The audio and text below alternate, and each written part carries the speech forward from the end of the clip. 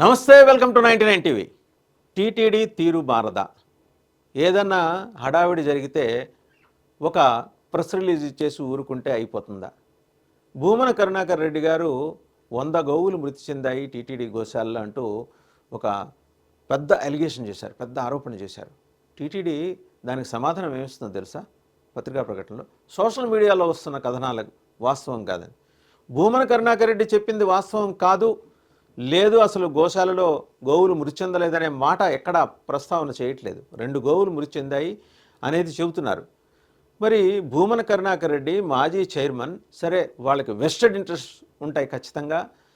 వైఎస్ఆర్సీపీకి తిరుమలలో ఏదో హిందూ ధర్మానికి విపరీతమైన అపచారం జరిగిపోతుందని చెప్పేసి ఇలాంటి అభియోగాలు మోపుతూ ఉంటారని చెప్పేసి టీటీడీ అంటోంది.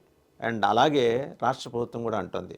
నారా లోకేష్ గారు మంత్రి, వారు కూడా ట్వీట్ చేశారు, తప్పుదోవ పట్టిస్తున్నారు అని. టీటీడీ గోశాలలో గోవులకి ఎలాంటి ఇబ్బంది కలగలేదని చెప్పి మాట్లాడుతున్నారు. రైట్, ఇక్కడ 2 అంశాలు. మహాద్వారం దగ్గర పాదరక్షలతో వచ్చిన ఒక 3 VVVIPలు దొరికిపోయారు. వారి పేర్లు వెల్లడించడానికి లేదా వారిని మందలించామని చెప్పడానికి నోరెందుకు పెగలటం లేదు టీటీడీకి? దాని గురించి మాట్లాడరు. 14 మందిని సస్పెండ్ చేశారట. ఇందుకు బాధ్యులైన వాళ్ళని సస్పెండ్ చేశారు. ఆ మాత్రం స్పృహ లేకుండా స్వామివారి అంతరాలయానికి వెళ్ళటానికి మహాద్వారం దగ్గర జయ విజయులు ఉండే దగ్గర దాకా వెళ్ళలేదు. ఇంకా నయం, ధ్వజస్తంభం దాకా పోలే, మహాద్వారం దగ్గర ఆపేశారు. అక్కడున్న సెక్యూరిటీ పర్సనల్ చూసి ఇది మర్యాద కాదు అని చెప్పి ఆపేశారు. వాళ్ళకి రాచమర్యాదలు? వాళ్ళు విఐపీలా? మీకు కావలసిన వాళ్ళ? టీటీడీకి వారి పట్ల ఏమైనా మొహమాటాలు ఉన్నాయా? లేకపోతే ప్రభుత్వం ఎవరైనా చెప్తే పంపించిన వాళ్ళు మరి తప్పనిసరిగా వాళ్ళని రక్షించకపోతే ప్రభుత్వానికి ఏమన్నా ఇబ్బంది వస్తుందా? టీటీడీకి ఏమన్నా ఇబ్బంది వస్తుందా? ఇలాంటివన్నీ మాట్లాడి ఉత్తి పుణ్యానికి ప్రెస్ మీట్లు పెట్టేస్తుంటారు. ఒక ఆయన కొండ మీద, ఒక ఆయన కొండ కింద, ఇంకొక ఆయన తిరుచానూరులో పెట్టేస్తుంటారు. మరి ఉత్తి పుణ్యానికి మీడియా దగ్గర గంటలు భాషణం ఇస్తుంటారు, మాట్లాడుతూ ఉంటారు. అంటే అనుగ్రహ భాషణం అనమాట. అది వినాలి, రాసుకొని వెళ్ళిపోవాలి, ఏం అడగకూడదు. ఈ ఎనార్కిస్ట్ యాటిట్యూడ్ ఏంటి? అసలు వచ్చిన 3 ఎవరు? ఎందుకు సమాధానం చెప్పట్లేదు? పరమ పావనుడైన వెంకటేశ్వర స్వామి ఆలయంలో భద్రతా వైఫల్యం, వాళ్ళ డొల్లతనం ఈ రోజున మరింత స్పష్టంగా లోకవిదితమైంది. ఈరోజు శ్రీవాణి దర్శనానికి వెళ్ళినటువంటి 3 భక్తులు వైకుంఠం క్యూ కాంప్లెక్స్ నుండి మహద్వారం వరకు, అంటే దాదాపు 1/2 కిలోమీటర్ మేర, మధ్యలో దాదాపు 3 అంచెల భద్రతా సిబ్బంది ఉంటున్నారు కూడా. ఉండినా వీళ్ళు పాదరక్షలతో మహద్వారం వరకు రావటం తిరుమల తిరుపతి ఆలయ చరిత్రలోనే ఇలాంటి దుర్ఘటన జరగటం మొదటిసారి. శ్రీవారి ఆలయ 4 మాడ వీధులలో పాదరక్షలు ధరించటం మీద నిషేధం ఉన్నది. కానీ ఈ 3 భక్తుల్ని వైకుంఠం క్యూ కాంప్లెక్స్లోనే ఎలా రానిచ్చారు? మధ్యలో భద్రతా సిబ్బంది, విజిలెన్స్ వాళ్ళు ఎందుకు అడ్డుకోలేకపోయారు? మహద్వారం గేటు దగ్గరి వరకు కూడా వాళ్లను పట్టించుకోకుండా పోవటము అంటే తిరుమల తిరుపతి దేవస్థాన పాలనా వ్యవస్థ ఎంత అధ్వాన్నమైనటువంటి పరిస్థితుల్లోకి వెళ్ళింది ఈ కూటమి ప్రభుత్వంలో అన్నది స్పష్టంగా తేట తెల్లమైపోయింది. దీని మీద టీటీడీ అధికారులు చాలా చక్కటి వివరణలు కూడా ఇవ్వచ్చు. అవి పాదరక్షలు కావు, చెవులో వేసుకునేటువంటి రింగులనొచ్చు, లేదా మొలగట్టుకునేటువంటి వడ్డాణాలని కూడా చెప్పవచ్చు, లేకపోతే ఆ పాదరక్షలు కావనే చెప్పవచ్చు, పాదాలకు రక్షకులుగా వాడుకున్నారని చెప్పవచ్చు. ఇలా ఏ రకమైనటువంటి బుకాయింపులైనా ఆడవచ్చు. కానీ ఏ రకమైనటువంటి బుకాయింపులు ఆడినా పాదాలకు రక్షణగా ఉండేటువంటి పాదరక్షలని ఎట్టి పరిస్థితుల్లోనూ కూడా వైకుంఠం క్యూ కాంప్లెక్స్ ముందు నుంచి అనుమతి లేదు అన్నది తేట తెల్లమైనటువంటి విషయము. అండ్ అలాగే గోవుల మృతికి సంబంధించి టీటీడీ ఒక లెక్క చెప్తోంది. గోశాలకు వెళ్ళిన ప్రతి ఆవు చెవుకి ఒక ట్యాగ్ ఉంటుంది. ఆ ట్యాగ్స్ కత్తిరించి మరీ ఇవన్నీ చూపించారు. దుష్ప్రచారం చేసింది వైసీపీ. పొద్దున్న లేస్తే వైసీపీ చేసేది అదే. వాళ్ళ సంగతి వదిలిపెట్టండి, మీ సంగతి చెప్పండి. ఎన్ని ట్యాగులు ఉన్నాయి ఆవులు అక్కడ లోపల ఉన్నాయి, వాటిలో ఎన్ని వృద్ధాప్యం వల్ల చనిపోయినాయి, చనిపోతే ఒకటి వృద్ధాప్యం వల్ల, ఇంకొకటేమో ఎండ తాకిడికి తాళలేక. ఎండ తాకిడి నుంచి రక్షించాల్సిన వ్యవస్థని టీటీడీ గోశాలలో మీరు ఎందుకు పెట్టలేకపోయారు? భక్తులు అడుగుతారు. భక్తులు ఇచ్చే స్వామివారికి సమర్పించే కానుకల వల్లనే టీటీడీ మనుగడ సాగిస్తోంది. అక్కడ స్వామివారి ప్రసాదం తీసుకుంటున్న వాళ్ళ దగ్గర నుంచి జీతాలు తీసుకుంటున్న పెద్ద పెద్ద స్థాయి అధికారుల వరకు స్వామివారి భిక్ష అది. స్వామివారి భిక్ష అందరికీ దొరకదు. ఆ దొరికే అవకాశాన్ని సద్వినియోగం చేసుకోవాల్సిన టీటీడీ బోర్డు నిమ్మకు నీరెత్తినట్టుందా, లేకపోతే అదమరిచి నిద్రపోతుందా? చెప్పులు వేసుకొని పాదరక్షలు వేసుకొని, పైగా వారు విఐపీలు కాబట్టి పాదరక్షలు, అదే సామాన్యులు వేసుకొని వస్తే చెప్పులు. సో ఈ వేరియేషన్ చూసాం.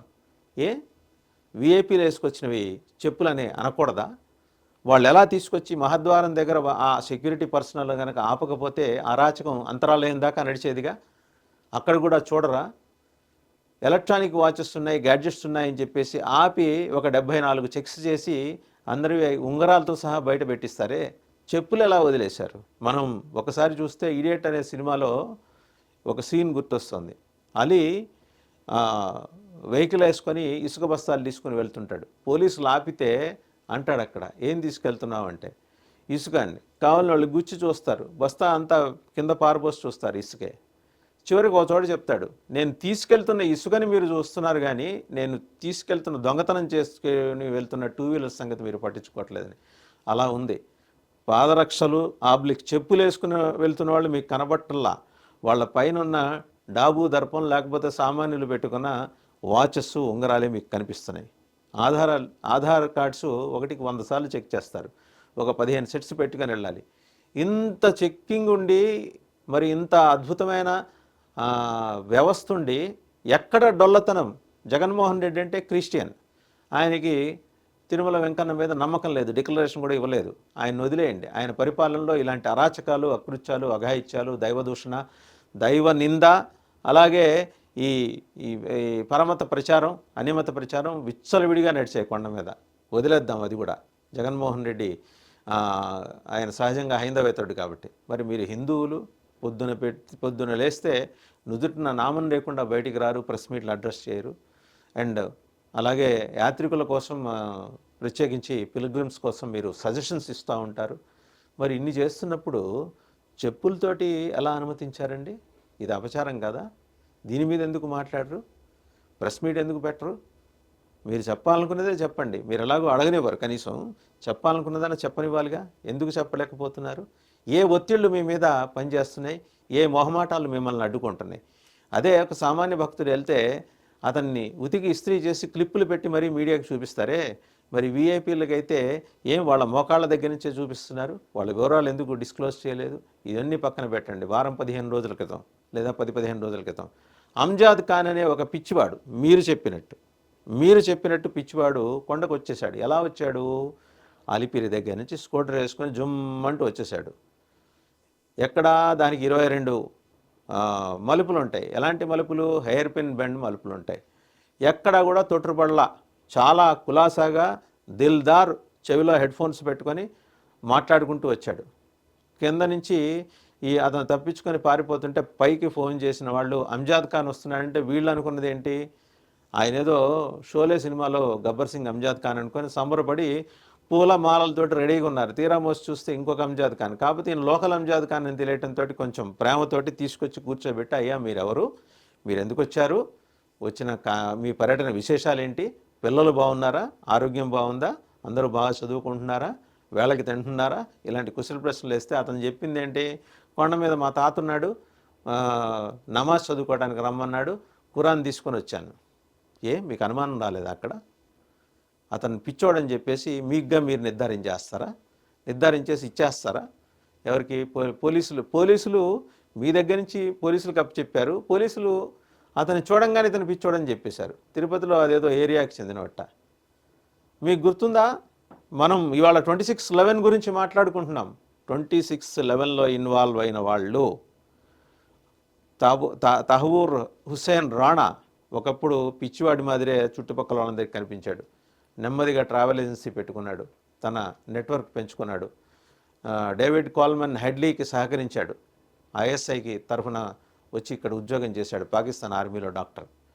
సో మీకు అనుమానాలు రావట్లా. ఈ రోజుకి దీన్ని అలిపిరి పోలీసులు దర్యాప్తు చేస్తున్నారట. దీన్ని ఎన్ఐఏకి ఎందుకు అప్పచెప్పరు మీరు? అలిపిరి పోలీసుల స్థాయి కాదు ఇది. ఇది ఎన్ఐఏకి అప్పచెప్పాలన్న ఆలోచన మీకు ఎందుకు రావట్లేదు? మీ తీరు మారట్లేదు, జనం గమనిస్తున్నారు. జగన్మోహన్ రెడ్డి అంటే ఎలాగో ఒక ముద్రేశారు, బ్రాండ్. సో ఆయన ముఖ్యమంత్రిగా ఉన్నప్పుడు అన్ని అరాచకాలే జరిగాయి కొండ మీద అనుకుందాం. మరి మీరు ధర్మానికి కేర్ ఆఫ్ అడ్రస్ అని మీరు క్లెయిమ్ చేసుకుంటున్నారు కదా, మీరు చేస్తుంది ఏంటి? టీటీడీ బోర్డు చేస్తుంది ఏంటి? టీటీడీ బోర్డు మెంబర్స్ ఎందుకు వాళ్ళ నోర్లు పెగలవు? జేఈఓ గారు ఎందుకు మాట్లాడరు? రోజు పొద్దున్న లేస్తే ఒక 144 డైరెక్షన్స్ ఇస్తారు కదా, భక్తులు ఎడమ వైపు వెళ్ళి అక్కడి నుంచి కుడి తిరిగి అక్కడి నుంచి సర్కిల్ మీదుగా ఈ వైకుంఠం క్యూ కాంప్లెక్స్కు రావాలని చెబుతుంటారు కదా. మరి ఇలాంటివేవీ అక్కర్లేని అంజాద్ ఖాన్ కొండ మీదకి వచ్చేస్తే ఆయన తీసుకెళ్లి మానసిక వైద్యశాలకు అప్పచెప్పడం ఏంటి? ఎవరికి అప్పచెప్పాలి? అతని మీద దర్యాప్తు ఏ దశలో ఉంది అనేది ఎందుకు చెప్పరు? లేదా మేము ఎన్ఐకి అప్పచెప్పాలనుకుంటున్నామనే మాట కూడా మీకు ఎందుకు రావట్లేదు? జస్ట్ అతను తిరుపతి లోకల్, అతను ఎప్పటి నుంచో మతిస్థిమితం లేదండి. మతిస్థిమితం లేనివాడు డ్రైవింగ్ ఎలా చేయగలరు? ఫస్ట్ ఆఫ్ ఆల్ ఈ చిన్నపాటి లాజిక్ ఎలా పోలీస్ మిస్ అయ్యారు? So these are all the issues. గోవులు చనిపోయినాయా, ఎండదెబ్బకు చనిపోయినాయా, వృద్ధాప్యం వల్ల చనిపోయినాయా, లేకపోతే భూమన కరుణాకర్ రెడ్డి గారు చెప్పినట్టు అపచారం జరగటం వల్ల చనిపోయినాయా? అలాగే ఇటేమో చూస్తే చెప్పులేసుకొని వచ్చే విఐపీలు. ఎక్కడుందండి పైన కొండ మీద శాంక్టిటీ?